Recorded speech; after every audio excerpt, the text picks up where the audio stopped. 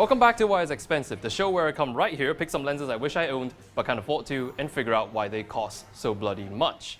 Today, the line of lenses we're looking at should be no stranger to the most of us, because even if you don't shoot Sony, you've probably heard of the Sony G Master line of lenses, mainly about how expensive they are. As of now, there are 9 lenses in the Sony G Master lineup. The cheapest lens is a 24mm f1.4 and it's going to cost you just under $1,400, and their most expensive lens is a 400mm f2.8 and that costs $12,000. But to be fair, $12,000 for a 400mm f2.8 is actually pretty average, not that it matters to the most of us. But for their relatively more accessible lenses like this 85mm f1.4, they're also known to be priced slightly higher than their Canon L series counterparts, usually by a couple $100s. So here we've got 3 Sony G Master lenses. This is the $1,800 85mm f1.4.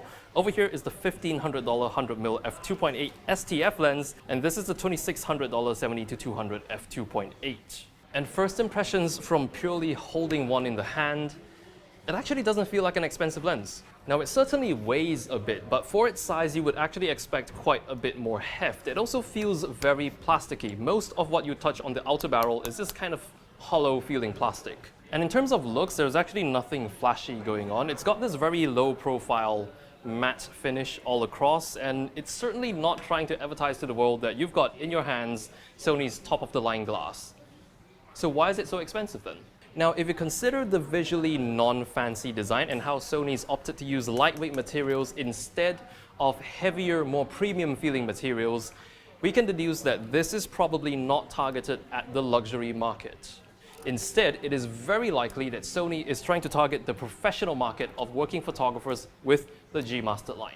Here's why I think that's the case. All the G Master lenses have autofocus, all of them have high-resolution optics, and the focal lengths that appear in the lineup are focal lengths that are very commonly used for professional work. For example, there's the 3 f2.8 zooms for event photography, there is the 85 and the 135 for portraiture, and there's also the 400 for wildlife and sports. So with the targeted user base of professional photographers, that in itself is already a reason for the manufacturers to price these lenses higher than usual, because these won't be your typical versatile all-in-one walk-around lenses. These are intended to be breadwinner lenses, lenses that you would bring onto a job with a paying client. Now, that being said, of course you can still use these lenses for whatever purpose you want. It's your lens. I'm just generally stating what these lenses seem to be optimized for. But on Sony's end, of course, they cannot simply price these lenses high just because they can. If they're going to market it as a premium workhorse lens, it's going to have to live up to expectations.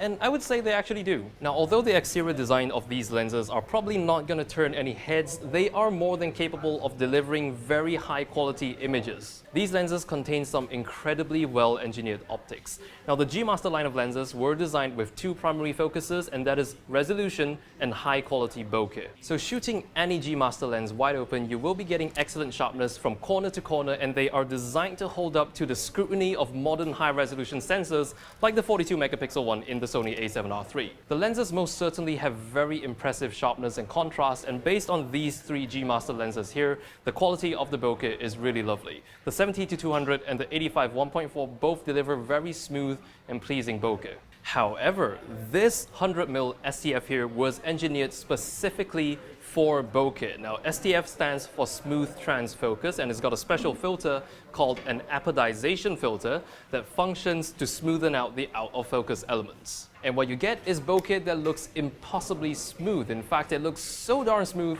that it looks like someone threw on a Gaussian blur filter on it in Photoshop. Perhaps this lens even deserves its own video. Let me know in the comments down below. Now, a few odd things about the G Master lenses. Every single G Master lens is manual focus by wire, which for me, if you're shooting video, I personally find it quite difficult to manual focus with it due to the inconsistent focus throw. Some of the lenses also have an aperture ring, although that too is electronically controlled, which I don't quite understand the point of, but at least there is a switch for you to declick the ring if you want to. So the way I see it, the G Master line was designed with the quality of the final resulting photos as a priority, and they are made to help you get that shot. So in a sense, I would say that these are expensive because they are tailor-made for serious work. But the question as to whether or not the high-grade optics really costed that much in manufacturing and R&D to command that expensive retail price, That is up to debate. My guess is that most of the cost is probably carried over mainly from R&D, because this just doesn't quite strike me as something that costed a lot in materials or manufacturing.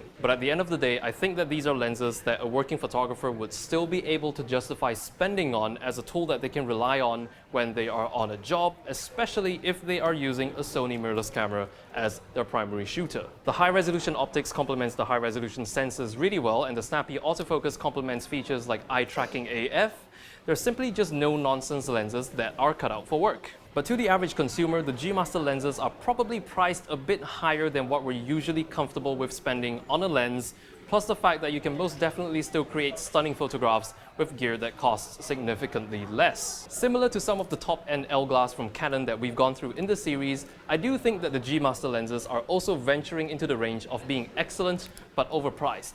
Let me know in this poll over here whether or not you think that the G Master lenses are priced appropriately. Regardless, these lenses are still expensive, but that doesn't mean that you shouldn't get to experience shooting with one of these. Here at Lens Library, they have 3 G Master lenses and a nice collection of Sony bodies. You can try them on. They do welcome absolutely everyone to just come by and experience all this for yourself alongside everything else they have in their collection for yourself, free of charge. This place is in Malaysia, so if you do plan on visiting, I'll leave some info down below on how to get here. So that's pretty much it for today, everybody. Thank you so much for watching, and I will see you in the next video.